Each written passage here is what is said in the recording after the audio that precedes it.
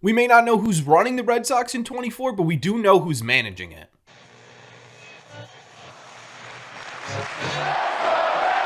What is going on, everybody? Welcome back to Red Seat Radio. My name is Corbin. There is a ton of mystery right now surrounding the Boston Red Sox, right? Going into 2024, we have no idea who's going to be running this ship. We have no idea what they are going to look like, what they value, what they don't value. Are they going to be conservative? Are they going to go all out, right? Is ownership going to spend? Is ownership not going to spend? Who on this team is staying? Who on this team is going? And what will the product on the field in 2024 look like, right? There is a ton of mystery and intrigue surrounding the Boston Red Sox right now, but they did shore up one thing yesterday, and that is that the manager of the 2024 Boston Red Sox will undoubtedly be Alex Cora. So what we're going to do in today's video is we're going to break down the statements by Cora and Sam Kennedy confirming that he will be back for the 2024 season. We're going to talk about why I think this makes perfect sense. We're also going to deep dive into Alex Cora's performance in 2023, what can be improved, what was sort of not his fault, what his overall performance looked like, and we're going to be talking about what this means for the future of the Boston Red Sox. But before we get into that, do me a favor.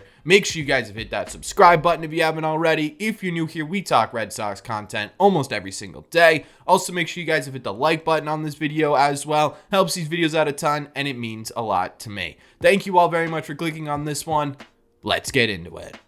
Before the Red Sox were shut out to unceremoniously end their 2023 season at Fenway Park and complete the sweep for the Tampa Bay Rays, confirming yet another losing season for the Boston Red Sox, Alex Cora was speaking with the media, where he was asked a question about the clarity he has on whether or not he'll be the manager in 2024, and his answer was pretty damn straightforward if you're asking me. He said, quote, "I'm good, I'll be here next year." Again, pretty cut and dry, right? There's not really a ton for us to take out of that. There's not really any intrigue. It's pretty straightforward as straightforward goes, but it was also backed up by Sam Kennedy yesterday as well, where on NESN, he was asked a similar question about Alex Cora's security going into the 2024 season. Kennedy responded with this quote, "Non-issue from where I sit. He's under contract for next year, and so he's our manager. He's going to be here again."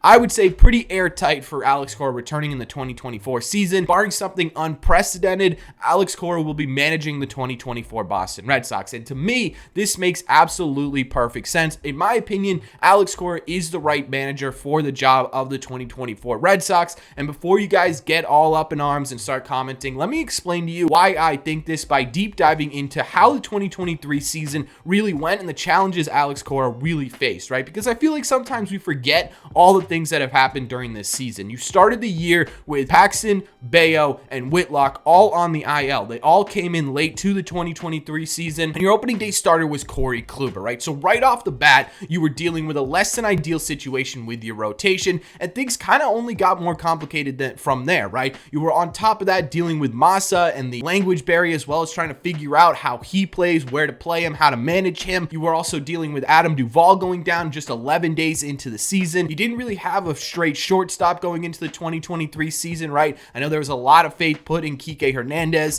and we will talk about that in a second regarding Alex Cora, but then you go in through the rest of the season and you're really dealing with rotational injuries the entire year all over the place, right? You've got a bunch of different rookies in Tristan Casas, Bayo, Duran, Winkowski, Cutter, all these young players trying to improve their 2023 season. There was a lot going on within the Red Sox over the course of 2023, and yet despite that, right, and despite the Red Sox being a real problematic season for a manager, Alex Cora maintained competitiveness basically 5 out of the 6 months. September was essentially non-competitive. In August, you fell off a little bit, but you did enter September above 500, and you were in contention for many, many months, despite not having your full lineup basically the entire year, despite having at one point 2 arms in your rotation that were legitimate starters. I mean, there was literally one point this season in July where you had 3 bullpen games a week and only 2 legitimate starters in your rotation, and yet despite that, Alex Cora was able to bring this team to the best record in baseball in July, the best team in baseball in July, and he was able to manage personalities, and he was able to bring this team to competitiveness despite all the setbacks in 2023. On top of that too, you saw big jumps from rookies like Bayo, Duran, and Casas, and a lot of that contributed to Alex Cora. He was patient with them,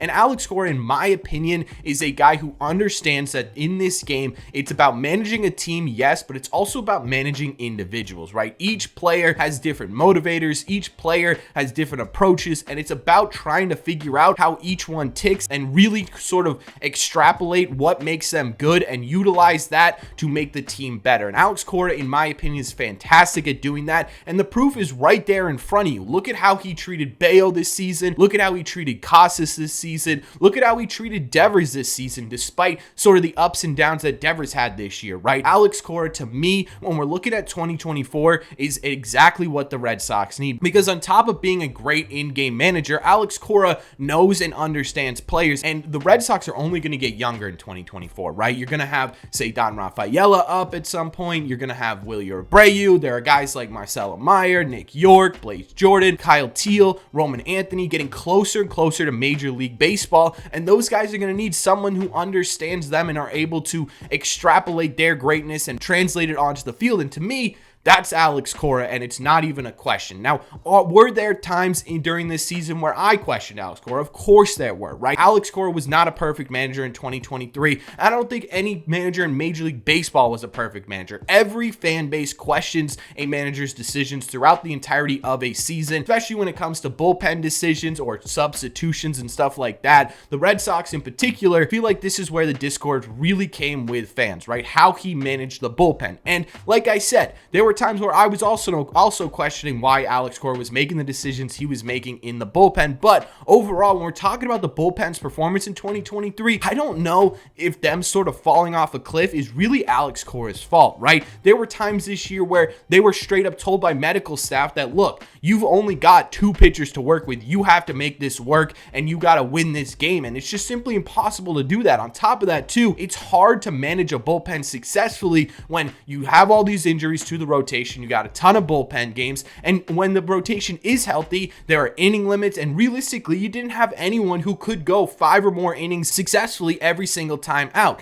That over time just simply wears down a bullpen. I don't know if that's so much Alex Cora's fault as it is just the fault of bad injury luck and older veteran pitchers who simply can't go as deep as they once were. So in my opinion, we're talking about bullpen management, where I think a lot of people have their issue with Alex Cora. It's hard for me to say that the bullpen was a problem this year because of Alex Cora. The bullpen was a problem this year because they got simply worn down, because they had injuries and you had to have other people come up, and they flat out did not have the stamina to make it through an entire season. And does that fall on Alex Cora? I don't think it does. And I think the sort of other big discourse when it comes to whether or not Alex Cora should be the manager of this team going forward was defensive metrics this year, right? I think a lot of people did not like the defense, rightfully so. It was a historically bad defense. A lot of people are putting that on Alex Cora. Now, while I think Alex Cora did have some part in that, and I think the biggest sort of standout thing there is that he put his faith in Kike Hernandez, which is my biggest problem with Alex Cora throughout the 2023